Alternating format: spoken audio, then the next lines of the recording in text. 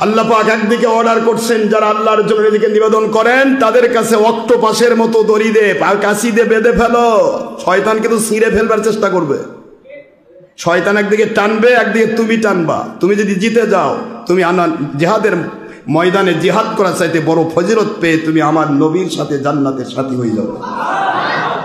অসবির, ধৈর্যের সাথে, ধৈর্যের পরাকাষ্ঠা দেখিয়ে, ধৈর্য যেখানেই নেকামল, যেখানেই হক, যেখানেই সত্য, সেখানে চূড়ান্ত ধৈর্যের প্রয়োজন। ত্যাগ তিতিক্ষার প্রয়োজন। ত্যাগ নাই, তিতিক্ষা নাই, শুধুমাত্র উপরে লেভেল দিয়ে চলে, জীবনে কোনোদিন সত্যের উপর টিকে থেকে মরতে পারবে না, অসম্ভব। ত্যাগ তিতিক্ষা ধৈর্যের পরাকাষ্ঠা। আপনি বুঝতে পারছেন না? অলিরা, পূর্বের অলিরা তো কত রকমের চিন্তা করেছে। এই যে আপনার হযরতে শাহ সুলতান, আপনারা অনেকের ঘটনাই শুনেছেন তো। ইব্রাহিম আদহাম বলখির ঘটনা শোনেন নাই? আরে পীরের কাছে বায়াত হতে গেছে, অনেক বড় ঘটনা, ঘটনা তো বলছি না। বায়াত হতে গিয়েছে বাদশাহ, বলখের বাদশাহ। কত যে তার জিন্দেগির চেতনা ছিল, কত রকমের উন্নত মানের জীবন তার ছিল, জাঁক জমক ছিল। একদিন শুধুমাত্র নামাজে দাঁড়িয়েছে, ছাদের উপর খটখট আওয়াজ হচ্ছে, মেজাজ খারাপ হয়ে গেল। খটখট আওয়াজ হয় কেন? ছুটে গেলেন ছাদে, গিয়ে দেখে একটা লোক। কিরে ভাই, কি হয়েছে? আপনি এরকম খটখট শব্দ করছেন? বলখের বাদশার রাজপ্রাসাদের ছাদে এত বড় স্পর্ধা আপনার, শব্দ করছেন আমার নামাজে ব্যাঘাত সৃষ্টি করছেন। লোকটি বলছে, হে বলখের বাদশাহ, আপনার ছাদের উপর একটা উট খুঁজতেছি। বলখের বাদশাহ কয়, ছাদের উপর উট খোঁজে? ছাদের উপর উট পাওয়া যায়? তুমি না হয় উঠছো, ছাদের উপর উট উঠে? উট তো মরুভূমিতে পাওয়া যায়। হে বলখের বাদশাহ, ছাদের উপর যেমন উট পাওয়া যায় না, আপনার এই বিশাল বলখের বাদশাহী রাজপ্রাসাদের ভিতরে নামাজের চেহারা কালো করলেও আল্লাহ পাওয়া যায় না। যাকে আল্লাহ কবুল করতে চাই গো, একটা না একটা অজুহাত দেখিয়ে মালিক তাকে কবুল করে নেয়। ইমাম রুমির ঘটনা শুনেছেন, শামসুদ তাবরিজি রহমাতুল্লাহ আলাইহির কাছে কিভাবে পাগলের মতো গোলাম হয়ে গেল। যাকে আল্লাহ কবুল করতে চান ও পাগল হয়ে যায় ওলির জন্য। দুনিয়াতে সরাসরি আল্লাহর পাগল কেউ হতে পারবে না, আল্লাহর পাগল হবে সরাসরি নবী রাসূল। নবী রাসূলের কাছে মাঝখানে আর কোনো মিডিয়া নাই, ডাইরেক্ট আল্লাহর সাথে রাসূলের কথা বলছেন না কেন? মাঝখানে একজনই মিডিয়া, তিনি জিবরাইল আলাইহিস সালাম। জিবরাইল আলাইহিস সালাম ছাড়াও আল্লাহ পাক সরাসরি নবীর সাথে কথা বলেন। স্বপ্নে হতে পারে, ডাইরেক্ট হতে পারে, কালিমুল্লাহ, সুবহানাল্লাহ বলেন। সরাসরি কথা একমাত্র নবী রাসূল আল্লাহর সাথে বলতে পারে, ফয়সালা নিতে পারে, ফাসেলা থাকে না। কিন্তু নবী রাসূল সারা পৃথিবীতে যে কেউ আল্লাহকে পেতে চাক, প্রথমে বেলায়েতের ওলির কাছে ফানা হতে হয়। বেলায়েতে ওলির কাছে ফানা না হলে নবী পর্যন্ত লাইনই তো খুলবে না। খুলবে? কত কথা আসে মনে, আপনাদের খেয়াল কষ্ট দেই আমি। আপনারা দেখেন এখানে এই কারেন্ট সব জায়গায় মনে করেন যে ফ্যান ট্যান সব লাগানো আছে, ওয়েল ডেকোরেটেড, সুন্দর করে ওয়ারিং করা হয়ে গেল। এখন আপনি পাওয়ার হাউসে কল দেন, আমাদের সব ওয়ারিং কমপ্লিট, আপনারা দয়া করে লাইনটা দিয়ে দেন। পাওয়ার হাউস কি বলবে? আসেন ভেড়ামারা অথবা কাপ্তায়, এসে লাইনটা নিয়ে যান। কি কথা বলবে? আপনি যদি বলেন আমি কোথাও থেকে নিতে নাই, রাজি নই, ডাইরেক্ট আপনাদের টাকা দেবো, আপনাদের থেকে কারেন্ট নেব। ওরা বলে আমার থেকে নিতে গেলে আপনার ওখানে যে পোলটা আছে, ওখানে আপনার লাইন কত চান? 440 নাকি 1000 নাকি আরও বেশি, নাকি 11,000 ভোল্ট, নাকি 33,000 ভোল্ট, কত লাগবে আপনার? সব দিতে রাজি আছি। আপনার ওখানে যে আমাদের লাইন গেছে, ওখান থেকে লাইনের সংযোগটা দেন। এই সংযোগটা যতক্ষণ আপনি না দিবেন, আপনি ভেড়ামারার কাপ্তায় ওই বিদ্যুৎ প্লান্ট অফিসে কিয়ামত পর্যন্ত লাইন ধরে থাকবেন। ওরা বলবে আমি পারবই না রে ভাই ওখানে, স্যার আপনি অযথাই সময় নষ্ট করতেছেন কেন? আপনার ওয়ারিংই থাকবে, জীবনে লাইন জ্বলবে না, বাতি জ্বলবে না, ফ্যান ঘুরবে না। আপনাকে আপনার বাড়ির পাশে পোল থেকে লাইন নিতে হবে। পারলে নেন, না পারলে মেহরবানি করে আমাদের ডিস্টার্ব করেন না, আউট। আমার আল্লাহ কয় তুই আমার পাবি কই রে? আমাকে তো সরাসরি পায় আমার রসুল, আর আমার রসুলকে সরাসরি পায় বেলায়েতের ওলি। এবার আমার বেলায়েতের ওলিকে খুঁজে নে, সে তোমাকে রসুলের পথ দেখাবে। তাওহীদের আল্লাহর পথ দেখাবে, তবে না তুমি আমার লাইন পাবা। তোমার ভিতরে ইমানের বাতি জ্বলবে, নামাজ রোজা হজ যাকাত কবুলই হবে না, শুধু 10 থেকে 700 গুণ মর্যাদা। ও আল্লাহ, শুধু আপনাকে মানতে চাই, আর কাউকে না। তাওহীদবাদী আমি, তাওহীদ আমি আপনাকে মানবো, আর কাউকে না। আল্লাহ বলে কিয়ামত পর্যন্ত হা করে থাক, ফেরাউন হয়ে মরবি, আমাকে পাবি না। ফেরাউন আমাকে বলতেছিল নাহনু আনা আমান্না বিরব্বি মূসা, আমি আমার রব্বে মূসা নবী রবের কাছে আমি বায়াত হলাম, ঈমান আনলাম। ও আল্লাহ, আপনি আমাকে বাঁচান, আমি কেউ না, আমি ফেরাউন। আজকে ডুবে যাচ্ছি সাগরের মধ্যে, আমি বাঁচলাম না, বুঝতে পারছি আপনি ছাড়া কেউ না, আমাকে বাঁচান। আমার আল্লাহ বলেন, রে ফেরাউন, সময় এখনো আছে, আমি ডাইরেক্ট কাউকে বাঁচাই না। আমার মূসা নবীর কাছে বায়াত হ, লাইন লাগা। একটু জোরে সুবহানাল্লাহ, লাইন লাগা। আমার মূসা নবীর প্রতি বায়াত হয়ে যা। আমার মূসা আলাইহিস সালামের বায়াত হওয়ার সাথে সাথে আমি আল্লাহর কানেকশন তোর ভিতরে ইমানের বাতি জ্বালায় দেব, তোকে আমি জান্নাত দেব, গুনাহ মাফ করব, রাজি আছি। সিস্টেম হলো নবী থাকলে নবীর কাছে যেতে হয়। জাউকা ফাস্তাগফিরুল্লাহ ওয়াস্তাগফার লাহুমুর রাসূল লাওয়াজাদুল্লাহ তাওয়াবার রহিমা। যতই গুনাহ হোক, মাফ যদি পেতে চাও যাও আমার রাসূলের কাছে। রাসূল না থাকলে বেলায়েতের ওলির কাছে তওবা করো। আমি আল্লাহ তোমার তওবা ডাইরেক্ট কবুল করব না, রাসূল সাল্লাল্লাহু আলাইহি ওয়াসাল্লাম আমার কাছে তোমার তওবা রেকমেন্ড করবেন, তোমাকে ক্ষমা করার জন্য আমাকে আবেদন করবেন। আমার নবীর আবেদনকে কবুল করে নিয়ে তোমাদের জীবনের গুনাহ খাতা আমি মাফ করে দেব। সূরাতুন নিসা 64 নম্বর আয়াত, 4 নম্বর সূরা, 5 নম্বর পারা, মদিনা অবতীর্ণ হয়।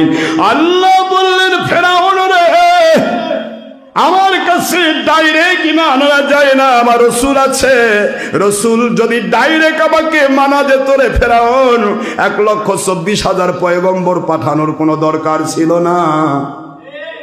ডাইরেক্ট মানতে গেলে তোমার বাড়িতে আমি তাওরাত নাজিল করতাম, বাড়ি বাড়ি তাওরাত পৌঁছায় দিতাম, আখেরি নবীর উম্মতদের বাড়ি বাড়ি কোরআন পাঠায় দিতাম, নবীর দরকার হতো না। কথা বলেন না কেন? যদি শুধু নবী দিয়েই হতো, এই ভারত পাকিস্তান বাংলাদেশের কোথাও একজন নবী রাসূল আসেন নাই, কিন্তু কোরআন সুন্নাহ এসে গেল কার মাধ্যমে? ওলিদের মাধ্যমে। সুবহানাল্লাহ বলেন। এই ওলিদের মাধ্যমে, মানে ওলি আউলিয়া ছাড়া নবী পাওয়া যায় না, নবী ছাড়া আল্লাহ পাওয়া যায় না, এর নাম কানেকশন। আপনি আপনার এরিয়ার পোলের সাথে যদি লাইন না লাগান, ওয়েল ডেকোরেটেড ওয়ারিং থাকবে, শুধু সে কাঁদবে, বাতি জ্বলবে না, ফ্যান ঘুরবে না, লাইন পাওয়ার হাউজের আপনি পাবেন না। আমার আল্লাহ বলেন, আমার লাইন পেতে চাও রাসূলকে মানো, রাসূলের লাইন পেতে চাও উলিল আমরি মিনকুম, আমার রাসূলকে মাননিওয়ালা বেলায়েতের ওলি আউলিয়াকে মেনে নাও। একটু জোরে বলতে হবে সুবহানাল্লাহ। বাবাজিরা আমার, বলখের বাদশার কথা বলছিলাম, মনে আছে? বলখের বাদশাকে আল্লাহ পাক কবুল করলেন। আমি শামসুদ তাবরিজি রহমাতুল্লাহ কাছে ইমাম রুমি কিভাবে পাগল হয়ে গেলেন পরে আসতেছি, কিন্তু বলখের বাদশাকে বলা হলো, ছাদের উপর উট পাওয়া যায় না, যেমন আপনি আপনার প্রাসাদের নিচে বসে সারাদিন সেজদায় থাকলে আল্লাহ পাওয়া যাবে না। আল্লাহ পাইতে হলে ওলির কাছে যেতে হবে, এ জামানার ওলির কাছে। ওলির কাছে না গেলে আপনার জীবন বৃথা। পাগল হয়ে গেল, ওই লোকটি চলে গেল, তৎক্ষণাৎ তিনি বুঝতে পারলেন না। এরপরে ছাদের উপরে আবার গিয়ে দেখে লোকটা নাই, চারদিকে খোঁজ লাগানো, লোক গেল কই? এত তাড়াতাড়ি লোক তো উড়ে যাবে না, গেল কোথায়? কোনো রাত খুঁজে পাওয়া গেল না। বুঝতে পারলো বলখের বাদশাহ, আমার আল্লাহ আমাকে আর বাদশাহিতে চান না, আমার মালিক আমাকে বেলায়েতের গোলাম বানাতে চান। ছুটলেন পাগলের মতো, দৌড় দিলেন আল্লাহর ওলির দরবারে। ওলির দরবারে গেছে, ওলির কাছে মালিকের কুদরতি এলকা হয়েছে, বলখের বাদশাহ আসতেছে। ওর ভিতর থেকে সব অহংকার, হিংসা, বিদ্বেষ দূর করে দেওয়ার জন্য যা দরকার আপনি করবেন, আমি আল্লাহ আপনাকে অর্ডার করলাম। ওলির কাছে যাওয়া হলো। ওলি বলে, বাবা বলো খেরে বাদশাহ, আপনি আমার কাছে বেলায়েতের সংযোগ নিতে গেছেন, রিসালাতের নবীর সংযোগ নেওয়ার জন্য। রিসালাতের নবীর সংযোগ নিলে আপনার তাওহীদের আল্লাহর সংযোগ হয়ে যাবে। কিন্তু প্রশ্ন হলো, আমার কিছু শর্ত আছে, আমি যা বলবো তা শুনতে হবে, না হলে আপনি বেলায়েতের ওলির কাছে আপনি বায়াত হতে পারবেন না। বায়াত হওয়ার শর্ত হলো, আপনাকে আমার দরবারে প্রথম 40 দিন মানুষেরা, গরিবেরা, ফকিরেরা, এতিমেরা, অনাথেরা, আমার মাদ্রাসার ছাত্ররা, তারা যে পায়খানা করে, এর তো সেফটি ট্যাঙ্ক তখন ছিল না, তখন ছিল মটকার মতো, ওই জায়গাতে পায়খানা করা হতো। প্রতিদিন সেটা তুলে নিয়ে মটকার উপরে ভরে, মাথাতে বিড়া দিয়া মাথার উপরে মটকা ভরায়া মটকা নিয়ে গিয়ে বাইরে ফেলে দিয়ে আসতে হতো। আপনি যদি পারেন বাবা, আমি আপনাকে বায়াতের শর্ত দিচ্ছি, 40টি দিন ধরে আপনি আমার, সুবহানাল্লাহ বলেন। এটা হলো দ্বিতীয় ঘটনা। আগের ঘটনা হলো কাঠ খড়ি সংগ্রহ করা। এই পুরা দরবারে যত রান্না হয়, সমস্ত রান্নার কাঠ খড়িগুলি আপনি বাজা বন থেকে সংগ্রহ করবেন, এখানে নিয়ে এসে আপনি দেবেন। মতান্তরে খড়িগুলো আছে, সিরে সিরে আপনাকে ব্যবস্থা করতে হবে রান্নার জন্য, ইন্ধন যোগান দিতে হবে। দিতে বলা হলো, উনি রাজি হয়ে গেলেন। বুঝতে পেরেছি আমার আল্লাহ আমাকে পরীক্ষা করছে, সুবহানাল্লাহ বলেন। পরীক্ষায় পাস করার জন্য পাগল হয়ে গেছে বলো খের বাদশাহ আব্রাহাম, হযরত ইব্রাহিম আদম রহমতুল্লাহ আলাইহি পাগল হয়ে গেছে। আমি আমার আল্লাহকে খুশি করব বেলায়েতের ওলিকে খুশি করার মধ্য দিয়া। এবার পাগল হয়ে তিনি খড়িগুলি সংগ্রহ করে নিয়ে যাচ্ছেন। মাথার উপর খড়ি, বলখের বাদশার মাথায়। আমার মুরিদদের যদি আমি বলতাম, বাবা একটু খড়ি সংগ্রহ করো, বলবে এমন হুজুর রে, আমি একটা ভিআইপি লোক, কাম করবে লাগে দিস। বলখের বাদশার চাইতে বড় ভিআইপি আর কে ছিল বাবা? ছিল? আহা, কি তার জিন্দেগি! আমি ওই জিন্দেগির জৌলুসের কথা বলতে চাই না, কাউকে ছোট বানাতে চাই না। বলখের বাদশাহ খড়ি নিয়ে যাচ্ছে। আল্লাহর ওলি অর্ডার দিলেন একজনকে, বাধাই করা খড়ির মধ্য থেকে একটা খড়ি পিছন থেকে টান দাও, দেখি তার মেজাজ কিরকম। এমনি তো মাথার উপর ভার, বাদশা তো কোনোদিন ভার বহন করে নাই। ভার তো এমনি গা ঘেমে হয়রান হয়ে যাচ্ছে বাদশা। এই বাধায় কিন্তু খড়ির বোঝা থেকে পিছন থেকে একটা খড়ি টান দেওয়া হলো। ওই খড়ি তো পড়লো না, আরো অনেকগুলো খড়ি আলগা হয়ে তার শরীর বেয়ে ঘেসে শরীরে আঘাত করে টাচ করে পড়ে গেল। এরপরে ওই খড়িটা ওই যেই ব্যক্তি টান দিয়েছে তার গায়েও লাগলো। সাত করে একটা চর লাগিয়ে দিয়ে বলে, বেটা কে কোত্থেকে গেছ ওলির দরবারে? তুমি তো খড়ি বহন করাই জানো না, তুমি কিসের ওলি হবে? চর মেরে দিল। চর খায়া বলে, তুমি জানো না আমি কে? যদি তুমি আমাকে জানতে আমি কে, তাহলে তুমি আমাকে এমন চর মারতে পারতে না। আমি হলাম বলখের বাদশা। আল্লাহর ওলি বলে, ওর গরম শেষ হয় নাই।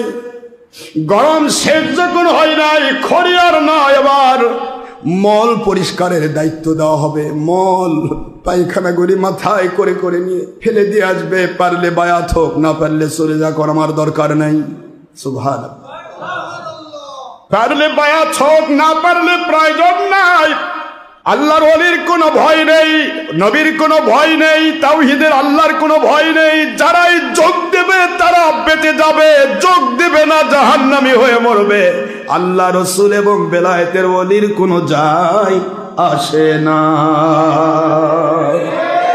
তোমার কপাল মাইয়াহদিল্লাহু ফাহুয়াল মুহতাদি ওয়া মান ইউদলিল ফালান তাজিদা লাহু ওয়ালিয়াম মুরশিদা।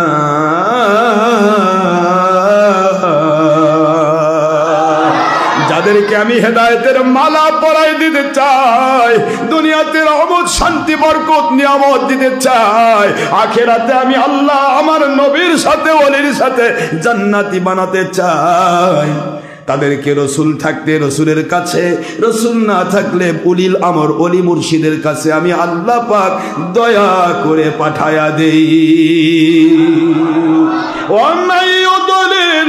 যারা পথভ্রষ্ট হবে, গোমরাহ হবে, জাহান্নামী হবে, ধর্ম মানার দাবি করেও বাতিল 72 বাতিল হবে, গোমরাহ পথভ্রষ্ট হবে।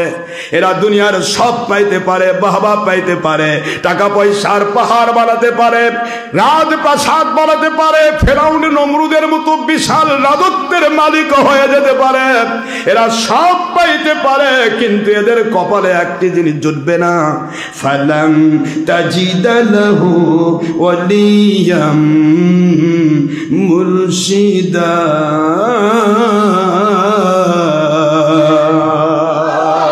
ওদের জন্য কখনো হক্কানি ওলি মুর্শিদ খুঁজে পাওয়া সম্ভব নয়। সুবহানাল্লাহ বলুন।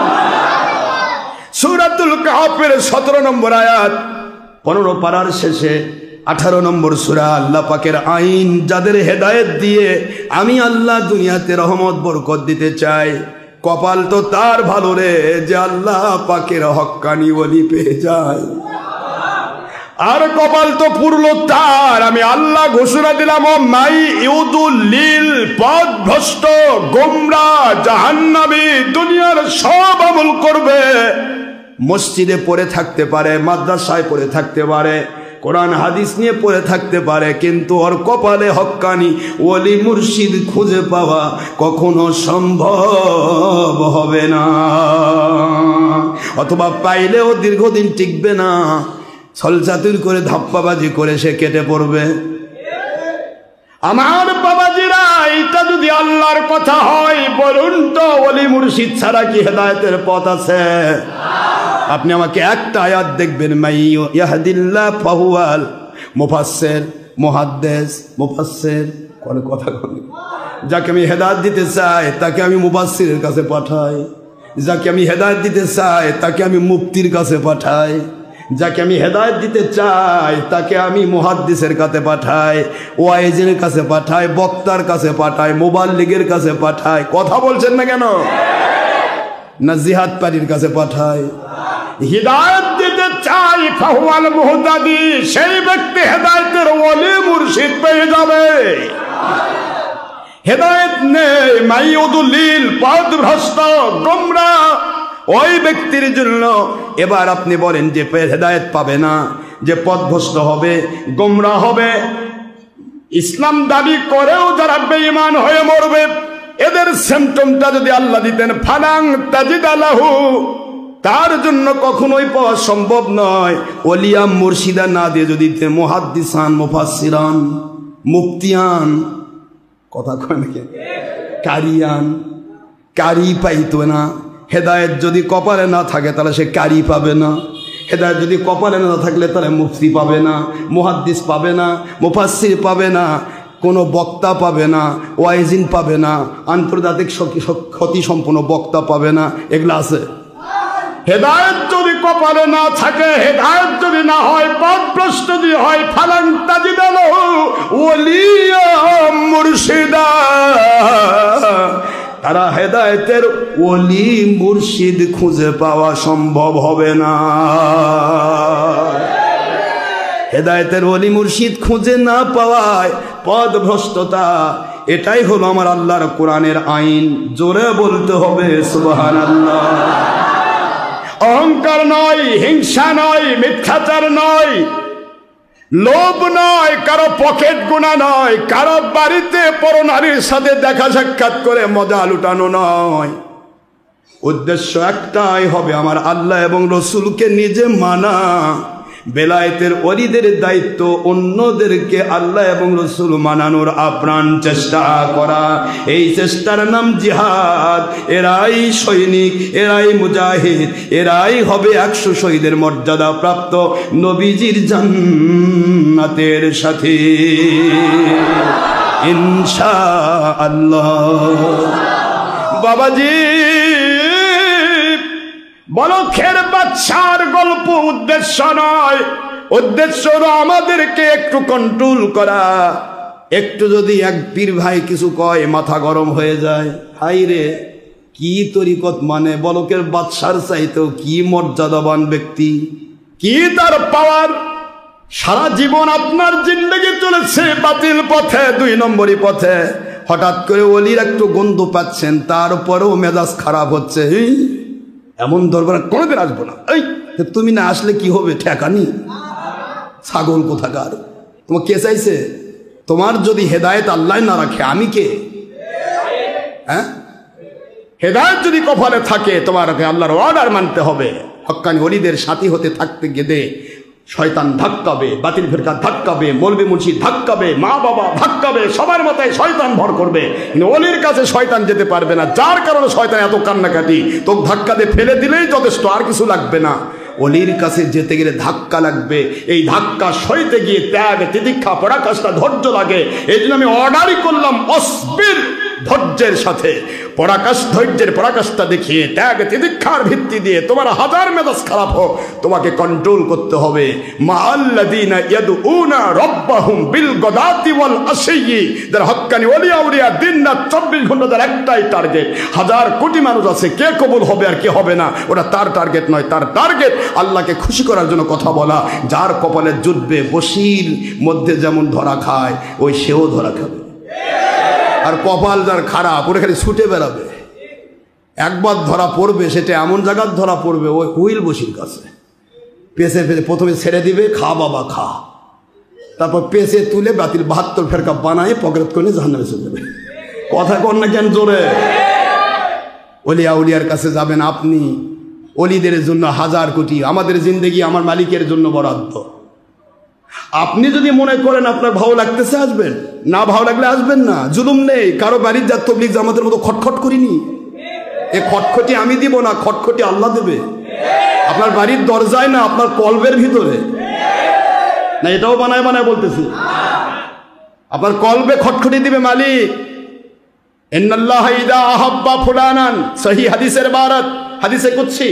ইন্নাল্লাহ, যখন আল্লাহ ইদা আহাব্বা ফুলানান, আল্লাহ পাক যখন কোনো ব্যক্তিকে ভালোবেসে ওলির মর্যাদা দান করেন, ফাদা জিবরাইল আলাইহিস সালাম, জিবরাইল আলাইহিস সালামকে ডেকে আল্লাহ বলে, হে জিবরাইল, ইন্নী উহিব্বু ফুলানান, আমি পৃথিবীর অমুক ব্যক্তিকে কবুল করেছি, ভালোবেসেছি।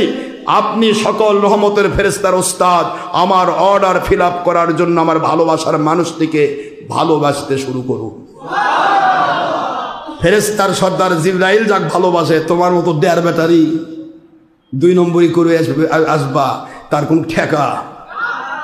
জিবরাইলকে বলা হয়, জিবরাইল ফাজ্জিন ইলাস সামাওয়াতিল উলা, এ আমার জিবরাইল, পুরা আসমানি জগতে ঘোষণা দিয়ে দাও, ঘোষণা দাও কি ইন্নাল্লাহা ইউহিব্বু ফুলানান ইন্নী উহিব্বুহু, আল্লাহ নিজে অমুক ব্যক্তিকে ভালোবেসেছেন। আমি আল জিবরাইল তোমাদের সরদার, আমিও তাকে ভালোবেসেছি আল্লাহর হুকুম মানার জন্য। হে রহমতের crore crore billion trillion trillion রহমতের অগণিত ফেরেশতা, আমার আল্লাহর অর্ডার মানার জন্য তোমরাও তাকে ভালোবাসা শুরু করো। ফাহিব্বুহু, হাদিসের বারত, ফাহিব্বুহু, তোমরাও তাকে ভালোবাসা শুরু করো। আল্লাহ বলেন, আমার এখনো খুশি হই না। ইয়া জিবরাইল আদ্দিন ইলা সামায়েদ দুনিয়া, দুনিয়ার নিকটতম আসমানে গিয়ে অর্ডার দিয়ে দাও, ইয়া আহলাদ দুনিয়া, এই যে আপনার কলবের মধ্যে ধাক্কা, আপনার কলবের দুয়ারে হিট হচ্ছে, খেয়াল করেন। ইয়া আহলাদ দুনিয়া, হে দুনিয়াবাসী, ইন্নাল্লাহ ইউহিব্বু ফুলানান, দুনিয়ার অমুকের বেটা অমুককে আল্লাহ ভালোবেসেছেন, আল্লাহ আমি জিবরাইল ভালোবেসেছি। ওয়াল মালাইকাতু কুল্লুহুম ইউহিব্বুনাহু, সকল রহমতের ফেরেশতারা তাকে ভালোবাসা শুরু করে দিয়েছে। তোমরা যারা আল্লাহর ভালোবাসা পেয়ে ধন্য হতে চাও, সেই পুরুষ মহিলাগুলো ফাহিব্বুহু, আল্লাহ পাকের হুকুম মানার জন্য অমুক অমুক ব্যক্তিগুলোকে ভালোবাসা শুরু করে দাও। এটা পারিবারিক গুতাগুতি নয়, এটা কলবের মধ্যে গুতা। জোরে জোরে বলেন সুবহানাল্লাহ। কলবের ভিতরে গুতা, যার কলবের ভিতরে এলকা পড়ে যায়, ওই ব্যক্তি পাগল হয়ে যায় ওলির দরবারে যাওয়ার জন্য। ওকে কাশি দিয়ে ধরে, যদি আপনি স্টিলের কাশি নয়, ওই যে গুনাহ তার দে বান্দা কাশিদে ধরেন তবু ছিঁড়ে যাবে, কারণ অসবির নাফসাকা মা আল্লাযিনা ইয়াদউনা রাব্বাহুম বিল গাদাতি ওয়াল আশি। আল্লাহর ওয়াদার ওয়ালির কাছে যেতে হলে তোমার ধৈর্য লাগবে। ধৈর্য হলো এক একটা বড় বড় রশি ভাঙে দেওয়া। সুবহানাল্লাহ বলে। রশিদে তোমাকে বাঁধা হয়েছে, শয়তান ধাক্কা দিচ্ছে। বাতিল পথে গেলে কোটি কোটি টাকা পাবে, ধাক্কা সহ্য করতে গেলে রশি ছিঁড়তে হয়। শয়তান ধাক্কা দিচ্ছে, বাতিল পথে গেলে এমপি হতে পারবি, চেয়ারম্যান হতে পারবি। শয়তান ধাক্কা দিচ্ছে, চেয়ারম্যান তো হওয়া যাবে, ইসলামও মানা হলো, চেয়ারম্যানও হলো না। রে বাবা, হয় না। মাঝখানে দুই দিকে দুই নৌকা দেন, দুই দিকে দুই পা দেন, চিরে ফাঁক হয়ে যাবেন, নৌকা আপনাকে গ্রহণ করবে না। একদিকে ইহুদির তৈরি করা গণতন্ত্রের নেংটি, আরেকদিকে আল্লাহ মানবেন হবে না। দুদিল বান্দা কলমা চোর, না পায় শ্মশান না পায় ঘোর, মাঝখানে চিরে জাহান্নামে ঢুকতে হবে বাবা। একদিকে জনগণই সকল ক্ষমতার উৎস, আরেকদিকে আল্লাহ আপনাকে ভালোবাসি। আল্লাহ কই কিরে ছাগল কিসকোস, আমি হলাম সর্বশক্তির উৎস। সারা জগৎ যদি এক জায়গায় হয়ে এক জায়গায়, আমি খালি কোন বলবো, জগৎ ধ্বংস করে ফেলবো। এ পাওয়ার আমার, আর তুমি মুখে বলতেছো জনগণ সকল ক্ষমতা উৎস। আর বাইরের মানুষ বোঝাচ্ছে না আল্লাহ সকল পাওয়ার। এ মুনাফিক, তোর মুখ কয়টা? ওয়াজের যায় বুঝাচ্ছে, ওয়াজ তাফসীর খুলে বুঝাচ্ছে আল্লাহ সকল পাওয়ার। এবার বাড়ি বাড়ি বেরিসল পাঠাচ্ছে, আমাদেরকে একটু ভোটটা দিয়েন। আল্লাহ সকল পাওয়ার, তা ভোটও আল্লাহ দিবে, তাই বেরিসল বাড়ি পাঠাচ্ছে। এটা কোন নবীর সুন্নত? ভোট চাওয়া? এরা কি আমার প্রতি এমনি খ্যাপা? আশরাফ সিদ্দিকীর প্রতি একবার অ্যাকশন নিবার চিন্তা করে দেখো, তোমার ঠ্যাং ভাঙে দিবে আল্লাহ। রেডি হও, দেখো আমার মালিকের কুদরতি খেলাটা দেখো। আমার বাবাজিরা, বলখের বাদশাহ এইবার সমস্ত মলগুলি পায়খানা থেকে উঠায়া মটকার ভিতরে ঢুকাইছে। মটকা ঢুকায়া বিরা মাথার উপর দিয়া, মটকা পায়খানা মলের মটকা মাথায় নিয়া ফেলে দেওয়ার জন্য এরকম সুবিল বা নদীতে সাইডে যাচ্ছেন।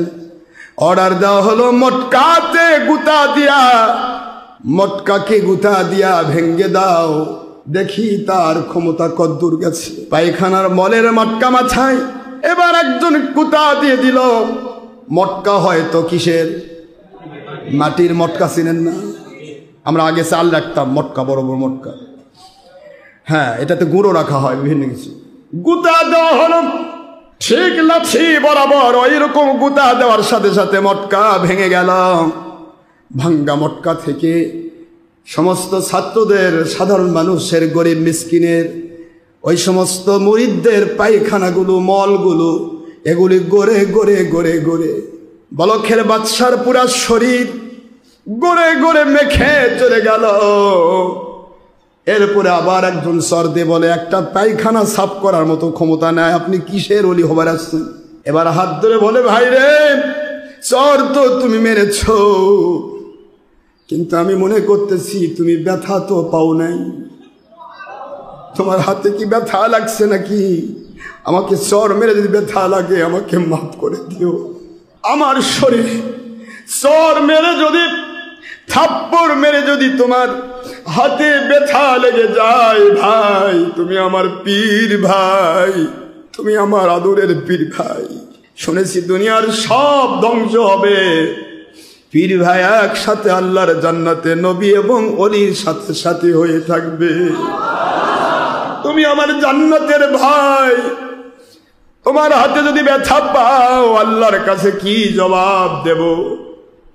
আমাকে মাফ করে দিও ভাই। সঙ্গে সঙ্গে আওয়াজ হচ্ছে আল্লাহর পক্ষ থেকে, আজ থেকে বলখের বাদশার বাদশা নয় গো, আমি আল্লাহ তাকে সুলতানুল আউলিয়া বানায়া দিলাম।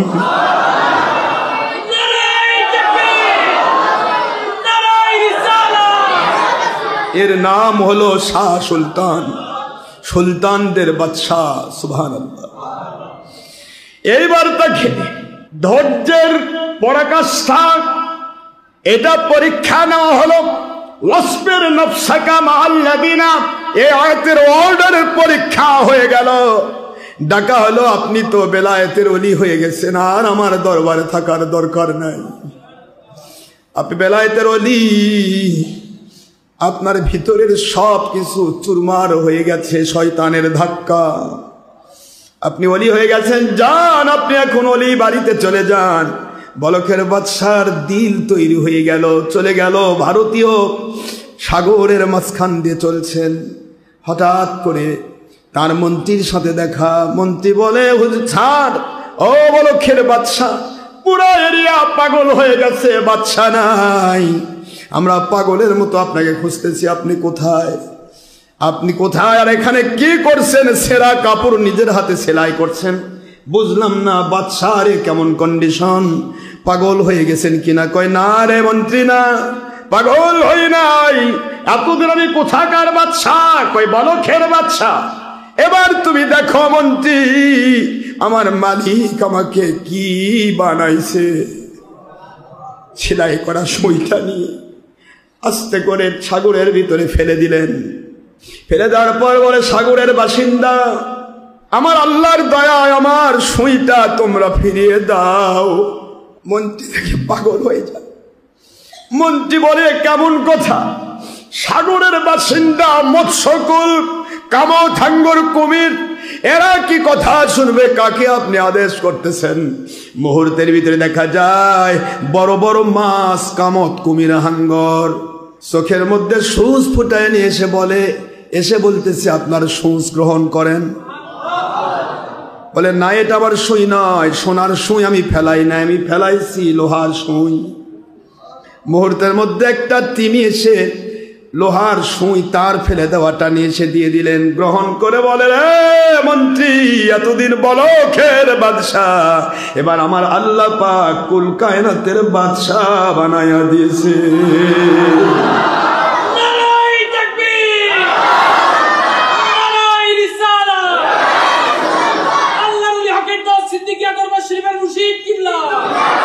واصبر نفسك مع الذين يدعون ربهم بالغداة والعشي يريدون وجهه ولا تعد عيناك عنهم تريد زينة الحياة الدنيا ولا تطع من أغفلنا قلبه عن ذكرنا واتبع هواه وكان أمره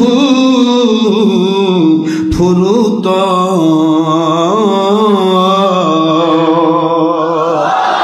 কুরআন শরীফের সূরাতুল কাহফের 28 নম্বর আয়াত, 18 নম্বর সূরা, 15 নম্বর পারা।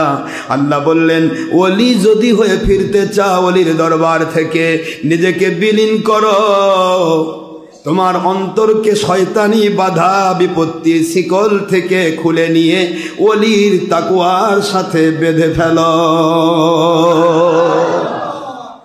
তাছাড়া আপনি ওলি হতে পারবেন না। ওলির দরবার থেকে হিংসা থাকে, অহংকার থাকে, তাহলে আপনি ওলি হয়ে ঘুরবেন না, ঘুরবেন শয়তান হয়ে। মানুষ বলবে, এমন ওলির দরবারে গেল রে, এটা শয়তান হয়ে আসছে। ওলির দোষ নাই, দোষটা আপনার। ওলি তো ওলি। একই ফুলে বসে মধু নিয়ে মৌমাছি হাজার রোগের ঔষধ মধু দান করে, ওই একই ফুল থেকে মধু নিয়ে ভীমরুল তার সার্কিলের মধ্যে বিষ তৈরি করে মানুষকে ফুটিয়ে দিয়ে কষ্ট দেয়। এটা কি ফুলের দোষ? কথা নাকি ফুলের দোষ? ওলির কাছে গিয়ে কেউ ওলি হয়ে আসবে, ওলির কাছে গিয়ে শয়তানির কারণে কেউ মুনাফিক হয়ে ফেলবে, এটা তার কপালের দোষ, তার প্রচেষ্টার দোষ, এটা ওলির দোষ নয়।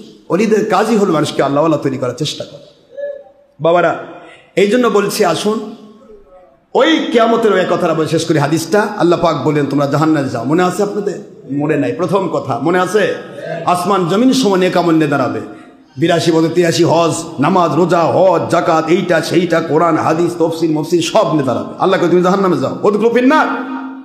আল্লাহ, আমার অপরাধ কি মনে আছে আপনাদের? কি অপরাধ? আল্লাহ এত আমল করলাম। আল্লাহ বলবেন, তুমি কি শোনো নাই? আমি আমার বন্ধুর ব্যাপারে বলেছি, সূরাতুল হুজুরাত 2 নম্বর আয়াতাংশ। আমার নবীর শানে যদি একটু বেয়াদবি হয় রে, আমি আল্লাহ পাক তোমার জীবনের আমল বরবাদ করে দেব। তুমি তো আমার নবীর দুশ্মনী করেছ, নবীর পক্ষে যারা বলেছে তাদেরকে বেদাতি ভণ্ড বলে হিংসা করেছ, অহংকার করেছ। আর কি শোনো নাই, ইয়াকুমুল হাসাদ ফা ইন্নাল হাসাদা ইয়াকুলুল হাসানাতি কামা তাকুলুন নারুল হাতাব। তুমি কি আবার নবীর সেই হাদিস শোনো নাই, হিংসা বন্ধ করো, অহংকার বন্ধ করো, কারণ অহংকার মানুষকে জাহান্নামী বানায়, জান্নাত থেকে দূরে সরে দেয়। আর হিংসার আগুন তোমার জীবনের সমস্ত আমল নামার আমল পুড়ে ছাই করে দেবে, ভস্ম করে দেবে। যেমন লতা গুল্ম পাতা খড়ে আগুন দিলে যেমন ভস্ম হয়ে যায়, এটা ফু দিলে উড়ে যায়, তোমার হিংসার আগুন তোমার আমল নামা পুরে ছাই করে দেবে। দ্বিতীয় নম্বর, তোমার হিংসার আগুন ওইভাবে তোমার আমল নামাকে কয়লা বানিয়ে দেবে, যেইভাবে একটা মানুষ যদি কাঠের মধ্যে আগুন লাগিয়ে দেয়, শুকনা কাঠ আগুন ধরানো হলো, কাঠটি পুড়ে কয়লা হয়ে গেল। এইবার ওই কয়লা যদি ধুয়ে তুমি ভালো কিছু বের করতে চাও, তাহলে ভালো বের হবে না, শুধু ময়লা বের হবে। যখন ময়লা বের হওয়া বন্ধ হয়ে গেল, আর ময়লা বের হচ্ছে না, বুঝবে ময়লা নেই যখন কয়লাও নেই। কিন্তু ছিল তো সেটা কাঠ, কাঠ সারাদিন ধুলে কি ময়লা বের হয়? কিন্তু কাঠটা পুড়ে গেলে কয়লা হয়, কয়লা ধুলে ময়লা বের হয়। যখন ময়লা বন্ধ হয়ে যাবে, ময়লার ক্ষয়, কয়লার ক্ষয়, ময়লাও নাই, কয়লাও নাই। রে নবীর দুশ্মন অহংকারী, এই হিংসুক মুন্সি, এই হিংসুক মৌলবী, এই হিংসুক মুফাসসির, এই হিংসুক তাফসীরকারক, এই হিংসুক মুহাদ্দিস, এই হিংসুক মুফতি মুহাদ্দিস, এই হিংসুক পীর এবং পীরের মুরিদ, শুনে নাও, তোমার জিন্দেগির আকাশ সবলে কামল পুরে কয়লা হয়ে গেছে, নাই রে কিছু নাই। উদখুলু ফিন্নার, জাহান্নামে ঢুকে যাও। নাউযুবিল্লাহ বলো, নাউযুবিল্লাহ। হুজুরকে বলা হলো, হুজুর বলতেছেন কিয়ামতের নিঃস্ব ব্যক্তির খবর কি তোমরা নেবে? কে নিঃস্ব? হুজুর বললেন আসমান সমনে কামল নিয়ে ঢুকবে, কিন্তু পাবে না মর্যাদা, জাহান্নামে যাবে। এরা নিঃস্ব, সব ছিল থেকেও নাই। কেন? তারা নবীর দুশ্মনী করবে এবং হিংসা অহংকারে মত্ত হবে। আজকের মুন্সিদের দিকে তাকান, ইয়াবর ওয়াজুব্বা শেষরে যাচ্ছে, ওসির কাছে কয় স্যার ঘুষ নেন, তাও আশরাফ সিদ্দিকীর মাহফিল বন্ধ করে। এর উদ্দেশ্য কি? আমি কি ওর বাড়ির ওর ধান মারছি নাকি? না ওর বাপের বাড়ির ওর বাপের মাথার বাড়ি দিছি? কি হিংসা? কি বলে? এক নম্বরে হিংসা। দ্বিতীয় অহংকার, মানুষকে মানুষই মনে করে না, বেদাতি ভণ্ড, বিতর্কিত। আল্লাহর কাছে ইবলিস শয়তান কান্দার কয়, আল্লাহ কি কয় এটা? জীবনে একটা ফেরেস্তা পড়াতে পারলো না, আমি কোটি কোটি লক্ষ কোটি ফেরেস্তা পড়াইলাম, অথচ শুধু বলেছে আনা খয়রুম মিনহু, আমি আদমের চেয়ে একটু উত্তম, এইটুকু বলেছি, আমি মালাউন হয়ে গেছি, নিকৃষ্ট হয়ে গেছি, আমি জাহান্নামের অথাল তলদেশবাসী হয়ে গেছি। আর এটা কি মুন্সি, জীবনে একটা ফেরেস্তাও পড়ালো না, লেখাপড়া কদ্দূর করছে এটা, আর কি আমল করছে? আমি তো 9 লক্ষ বছর ইবাদত করছি, একটাও থাকলো না। এ না আমার সে 1500 ডিগ্রি বরণে ঘুরতেছে।